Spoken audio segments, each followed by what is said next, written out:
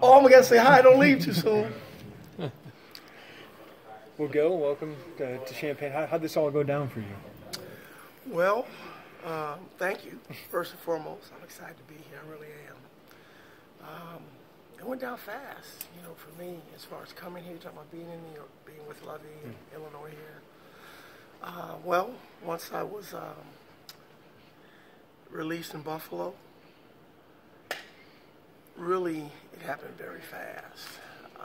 I waited. Lovey took a little time, and we talked a little bit about me coming here and the options there. But it was right away. It was just a matter of making sure it was the right timing.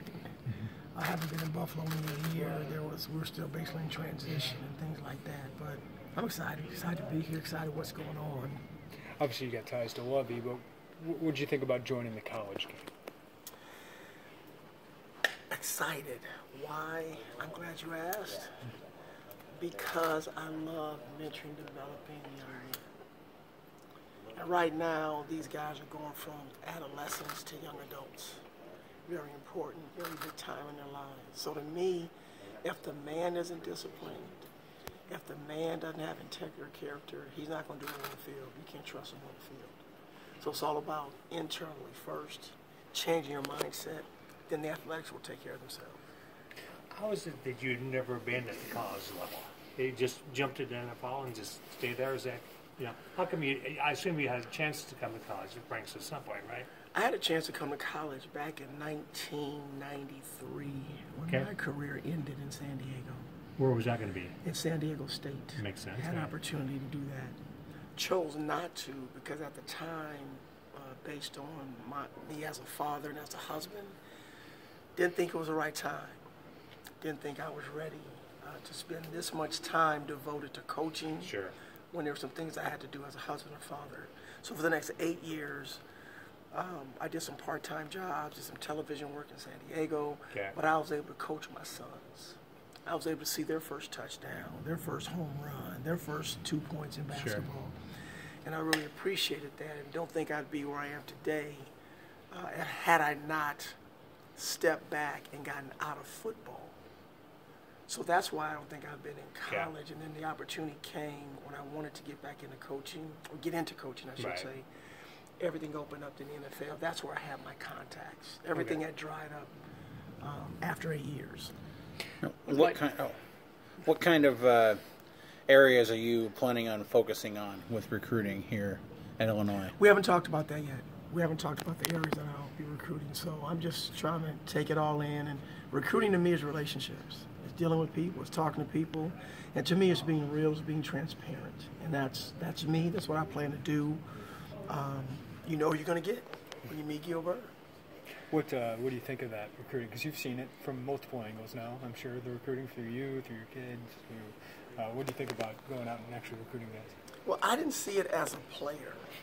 I was a walk-on at San Jose State. I didn't know that. Yeah, I wasn't recruited. My son was recruited, however. And to me, it's just developing relationships. It really is. And that's all I want to do. I want to be real. I want to be transparent. And I believe as a former player, as a coach, as a dad of a former player, a current player really, a current player who's been recruited, I believe myself as well as Hardy, there's just a difference that we can add to the mix when we're talking to parents. Not only have we been through the recruiting process as parents, we've been at that level. We've played at the different levels. We know what to expect, what your concerns might be. So I think that bodes well as I'm going out and I'm recruiting. What might be the learning curve for you, or where might it be steepest for you in making this transition? I don't know if there's a steep learning curve. I believe football is football, and I believe people are people. What about coaching amateurs versus professionals? Anything there? Nope, because you'd be surprised how many professionals don't have good technique. You'd be surprised. There's just an assumption that it's pro football. So everything is fine, but these guys come out of college and they have to learn the techniques that you're trying to teach. They have to learn eye discipline. A lot of guys don't study like they should. So to me, they're just younger versions of what I see in the National Football League. we all can learn. Nobody is to the point where they're totally polished. And so when you talk about a steep learning curve, I don't know if there's a steep one. I just think I have to be steady, I have to be real, I have to be transparent. I'm looking forward to the enthusiasm that the game at this level brings. Since you spent a lot of time with Lovie Smith, why is he a guy you wanted to work for at so many spots? Man of character, man of integrity. And he understands that it's about the man first and the player will come. And so that's what I'm going to do and try to instill into these young men. It's about the man first. How you represent yourself, not only on campus, but off campus. You know, when you go into society, there's something different when you stand up and you're willing to be held accountable and want to be held accountable. Since you guys know each other so well, was one pitching the other? Were you trying to pitch yourself to Lovie as sort of an applicant? Was Lovie trying to woo you here? No, it's just a matter of there's an opportunity. It just happened because the staff has been filled up last 2 years, and I was, you know, in Buffalo, and I just appreciate my time, you know, in Buffalo with the Bills, coaching the National Football League. I just can't tell you how excited I am to get into the lives of these young men. It's special having 2 sons, trying to teach them what it looks like to be a father, what a husband looks like. I'm just excited. I really am just excited. It's a new chapter in my life, and I really believe the only way you grow is when you're outside of your comfort zone. The NFL has been a comfort zone for me for so many years. This is outside of my comfort zone, so I know I will grow by leaps and bounds. Other than Lovie, who's been your kind of mentor in terms of coaching? Is there somebody you can look to as your guy, or maybe there's a couple? Well, I think over the years, the first big influence was my high school coach. Okay. What's his name? Ed Burns. Okay. Lowell High School in San Francisco. And Coach Burns is special. Just special the way he took his time to teach young men. When I got to college, Greg McMackin, who was my defensive back coach, had a real big influence on my life. Then in the NFL, I've had a couple of coaches that have really, I appreciate the way they coach and the people that they are. John Fox was a defensive back coach of mine, and man, Foxy was great. And just not only just technique, but just being a real person. Love Don Coryell. Love Don Coryell, just down the earth, although he wasn't a position coach. Right. But he meant a lot to me. So there's a number of coaches. I don't want to go through them all, but those are just a few that I would say were just special individuals to me. And obviously Lovie has just been a godsend as far as me and my career and helping me become a better coach. You got 3 Pro Bowlers now coaching the back 7. I mean, that's obviously a huge sell, but for you, having Hardy and Donnie there that have made that transition, just what do you make of that group again? You know, they say that it's hard when you've been a player, to be a good coach because of the patience. If you've done it and you're trying to coach somebody to do it and they can't do it, you're like, wait a minute, I did it, so I know it can be done. To me, just the organizational skills of Hardy are just very impressive. The way he goes about his business, the way he does things. Both of those guys, to me, are just men of integrity, men of high character, and they both sacrificed. I mean, we all know what it takes to get to the NFL. And whether these kids want to say it out loud or not, I know that's where most of them want to get to. I really believe that the patience that Hardy and that Donnie bring to the table, looking at them and learning from them, is helping me to be a better coach because all of us have different talents, right? And we can feed off of each other's strong points, and we can learn what not to do from each other's weaknesses, right? So I've learned a lot from in terms of not just X's and O's, but how they carry themselves on a daily basis. What's your relationship with Hardy been in the past? Hardy was my brother-in-law's roommate in college. So Hardy, I've known Hardy for a long, long time. Not as intimately as we do now because we're coaching together. So I've known Hardy. So we've had a relationship prior to being here. Now Donnie, we just known of each other. I just watched Donnie, appreciated Donnie, his playing ability in Tampa all those years. I mean, just a great person. Better person to play for what I see now. You've been in this system for a while. I know, there's different guys you can have be successful, but what do you look for in safeties in this system? You want the complete safety, one that can go in the box, one that can play deep.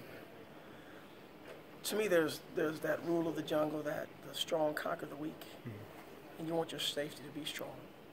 If there's any weaknesses out there, you want to find them and you want to conquer. But to me, the second rule is greater than the first. The smart conquer the strong. And the safeties have to be smart. They have to be able to adjust on the run. They have to be able to take command and have leadership, to communicate, to let guys know and understand what might be coming, to anticipate and to eliminate things that you don't need to deal with. So safeties have to be part corner and part linebacker is what you want. Have you been there before? Champaign? I mean, other than the last couple of days? Yeah. You'd been there before? I came here when Lovey first got the job and spent some time here during the first training camp. Okay. Just to hang out with them. We had just left Tampa and just to come hang out with them, just being a friend, coming in and spend some time. What did your wife think when you said, hey, we're going to Champaign? Was she good with that or not? When my wife said, oh, yeah. She's fine. Oh, yeah, she's fine. She's fine. It's not Buffalo. No, Buffalo was good now. I have nothing but good things to say about my time in Buffalo. Special people, special environment. We went in there, we changed our culture. Learned different defenses, different ways of doing things. I grew as a coach. My son played there for 5 years. So we had been in Buffalo and went in and out of Buffalo. Great people. So Buffalo's good now. Buffalo's really nice. What are your duties as passing coordinator? Well, I think it's more just making sure that as a secondary, we're all on the same page when it comes to passing, to how we may be attacked in the passing game. On any given, I'm about to say Sunday, any given Saturday. I got to use the Saturday versus the Sunday here, right? Or Friday night. Or Friday night, right, exactly.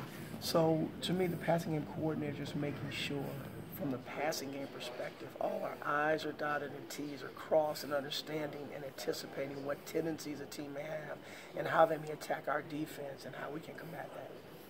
What's something that fans or just followers of the team might not know about you that you'd want them to know that they're not going to get from the press release, from the biography that'll show up in the media guide, maybe about you as a coach or a person that you think would be important for people to know? Well, I just like everybody to know just my life statement, that the way I live, the way I coach, is to never trade what I want most for what I want in the moment. As a father, you guys are saying, what is he talking about? Well, as a father, I want to be the greatest father. That's what I want most. But coming through the ranks when my kids were younger, I come home from a football game, I'm tired, I have one nerve left, and they're jumping on it. So what do? I lash out at them inappropriately. I've traded what I wanted most to be a great father for what I want in the moment, just a little peace and quiet. Same thing can be said as a husband. What I want most, a great husband. What I want for the moment when I come home at 11 o'clock at night, midnight, 5 more minutes of sleep, but my wife wants to communicate, haven't seen me all day. So I trade what I want most to be a great husband for what I want for the moment, 5 more minutes of extra sleep. And that same principle can be used as a player. I want to be a great player, that's what I want most. But what do I want in the moment? I want to be deemed as the best in my position. So instead of playing the proper technique, I don't play the proper technique. As a corner, I'm supposed to have outside leverage, play over the top. But now, they've been running a slant route all game. So what do? In and of myself, I say, let me tuck inside. Because I know they're going to run this play. And I'm going to be the man. What do they run? A slant and go. I'm not over the top. I'm not outside. I've traded what I wanted most, my team to have victory, for what I wanted in the moment, just personal glorification, satisfaction. So that one phrase has defined my whole life. When I'm dead and gone, that'll be on my tombstone, on my headstone right there. And that's what I don't want to do, trade what I want most for what I want in any given moment. Thank you. Thank you. Appreciate it.